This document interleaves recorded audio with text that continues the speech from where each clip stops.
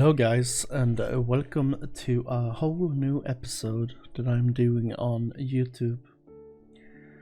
For today's story, I'm gonna talk about my wife has a removable face. I've never glimpsed what lies beneath it, but my best friend has. Samantha told me about it on our first date. We were watching a movie on our couch when I made my move to kiss her. She wiped her hand in front of my face and blocked me. "There's something you need to know," she said. I braced myself, here it comes. I'm not ready for a relationship. Nothing to do with you, of course. It was the absolute last thing that I wanted to hear, because I was already crazy about her. "Okay," I said. "I have a removable face." "That's a new one." "You have a what now?" I was about to laugh, but she was wearing a deadly serious expression. "I have a removable face." Is that like a metaphor or something? "No, my face is literally removable. Look closely." She lifted her chin and traced her jawline with a finger. "You can see the seam?" After admiring how beautiful her neck was for the dizzying moment, I leaned in for an inspection. It was very hard to see, but I did look like there was a slightly unnatural transition there from her face to her throat. I grew dizzier as a dozen questions rushed into my brain. "Don't bother asking why or how or anything like that," said Samantha. "I can't tell you that. If that's going to be a problem, you should leave now.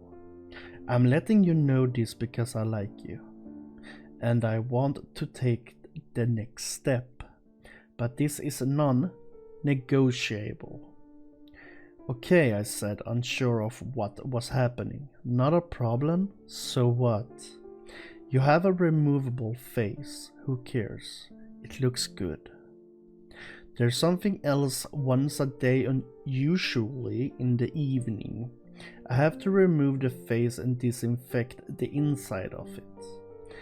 If I don't, it will rot. This takes about an hour, give or take, depending on how my day went. During this time, you must never ever look at my real face. Never. Do you understand?" Yes, got it. Don't ask about it. Don't look at your real face." Samantha stood up. "Now I'm going to go into the bathroom and clean my face. That will give you plenty of time to think about what I've told you. If you're here when I'm done, that's great. I would like that, but if you're gone, I'll understand." She turned and walked into her bedroom. I sat in, stunned, silenced as I heard the bathroom door close. I gave the thing some serious thought. It was possibly that it was a delusion. Was it possible that it was true? Well, it was certainly possible to transform an actor's face with movie makeup, so I supposed it was possible that Samantha wore a removable face every day. Maybe she had a horrible accident where her flesh has been mangled. Maybe her face has been melted by acid or burned by fire, or the skin shorn off by heavy machinery. I would never know because she would never tell me, and I would never see it. I picture a face of raw, naked muscle rotting away. Could I kiss her? If that was what I was kissing, but wasn't that what we all were under the skin? Just muscle and bone and blood and squishy organs? I paced around the room, running my hand through my hair. I liked Samantha a lot. She was smart and funny and beautiful. But was that beauty real? Did it count? Did it matter if it was real or not? Was I being superficial, even worrying about it? When she came out of the bathroom, I was still there. I looked at her face, she smiled, and I was in love. We dated, we moved in together, we decided to get married. For the most part, it was a completely normal relationship, typical of two young people in love, building a life together. During the day, it was easy to forget about the face altogether. It looked natural enough, and only in certain position, in certain lights, was there even ever any indication that it wasn't normal. But every night was the same. Samantha would close herself in the bathroom, sometimes for hours, sometimes for 2, and clean the inside of her face. The curiosity never left me. I would sit there and wonder what was under that face. I came so close to bargaining in on her a few times, but I never did. I did occasionally ask her about it. About what, if anything, had happened. About how it was possible to make the removable face look so real.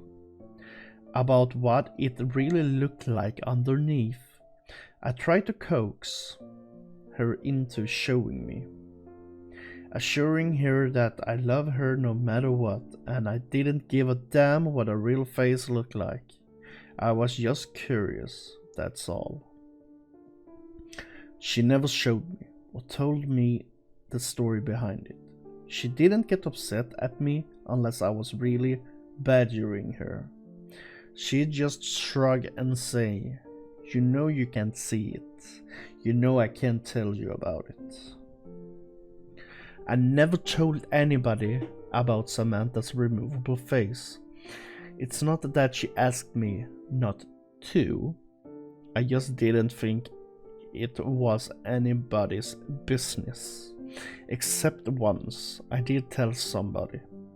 It was during my bachelor's party. We have rented several cabins in Big Sur and spent the night drinking and packing our noses with powders that we shouldn't have been packing our noses with. Everything else had passed out and the sun was creeping up behind us as I stood on the majestic cliffs with my friend Chris, looking down on the Pacific waves crashing against the rocks. Chris was my best friend, as close to a brother as I'd known. We'd grown up together and visit each other at college often and spent the summers together. After college we'd moved to different cities, but we stayed in close contacts. Standing there on the cliff, I told Chris about Samantha's removable face. At first, he thought I was joking, then he had 1,000 questions, most of which I couldn't answer. What's underneath? I don't know, man. I don't know. Doesn't that drive you crazy not knowing? I shrugged. Lots of stuff I don't know. Don't know how to do calculus. And I didn't know what happened when we die. But dude, she's about to be your wife and you don't even know what she looks like. You could set up cameras up in the bathroom. That's where she does it, right? Set up a camera and have a look and then you'll know. Yeah, it drives me crazy. I've asked her a million times, but she told me I could never look. Gotta respect that, man. Even if I don't like it. That's love. Chris laughed. You're telling me to respect a woman? Up is down now. Then we fell back into talking about old times as a new day dawned.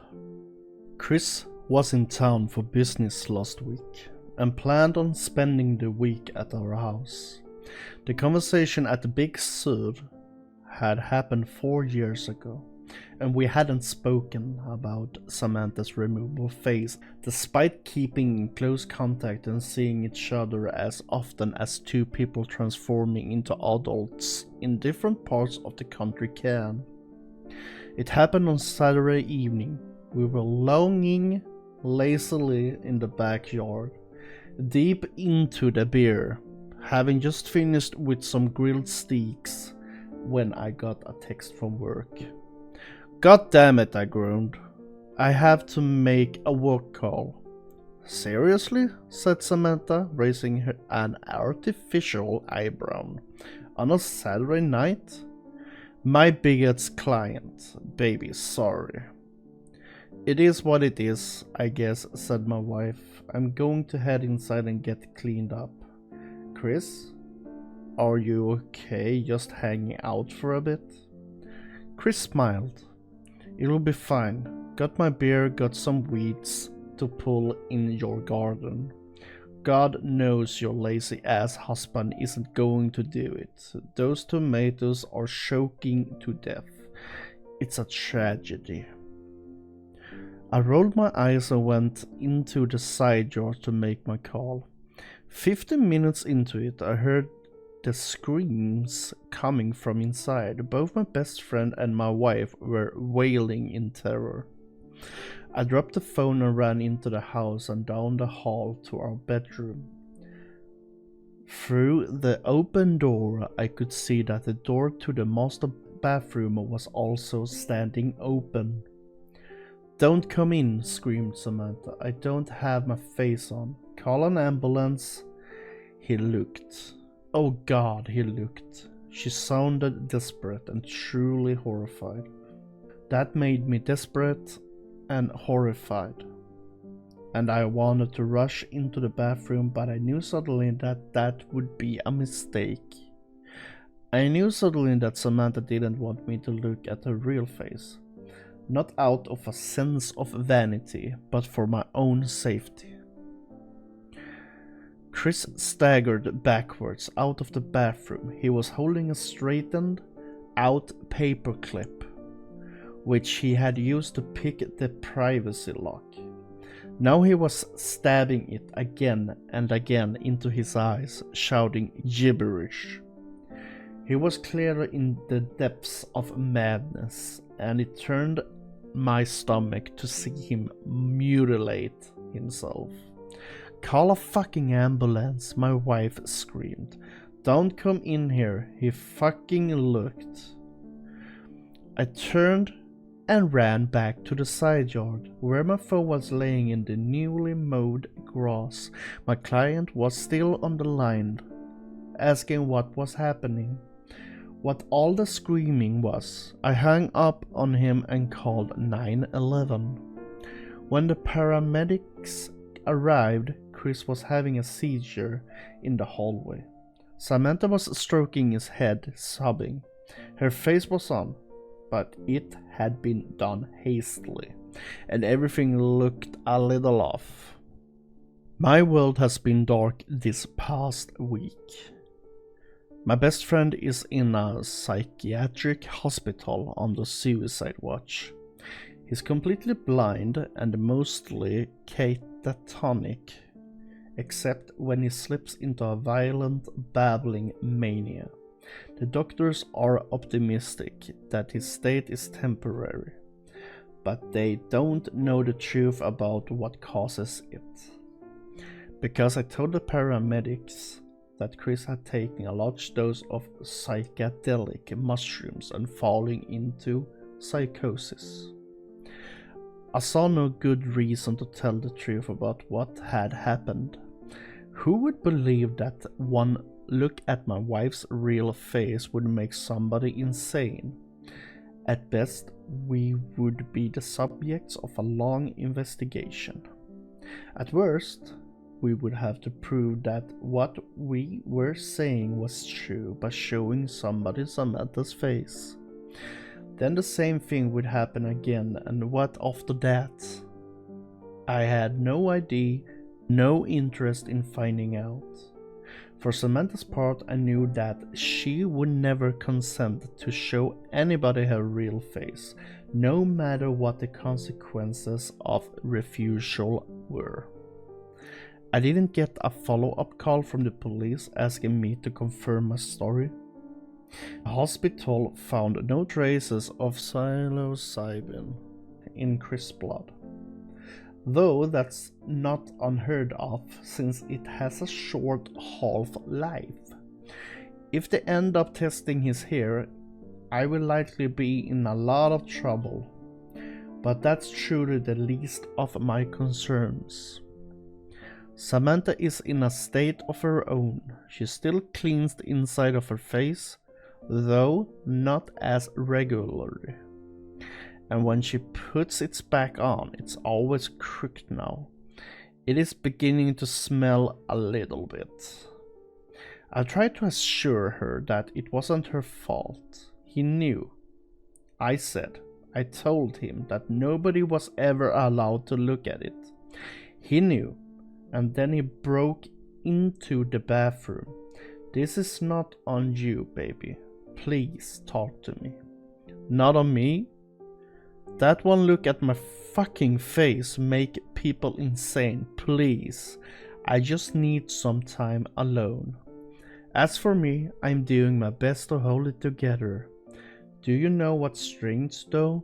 Despite what happened to Chris, I still find myself curious about what my wife's real face looks like. Hey guys, it's me, Crypto. Thank you so much if you've come this far into the video. And I just want to say, if you like this video and want me to get over some more horror scary stories, feel free to like the video and leave a subscription to my channel. That would mean a lot. I will also say that you can send in some horror stories to me that I can narrate if you want.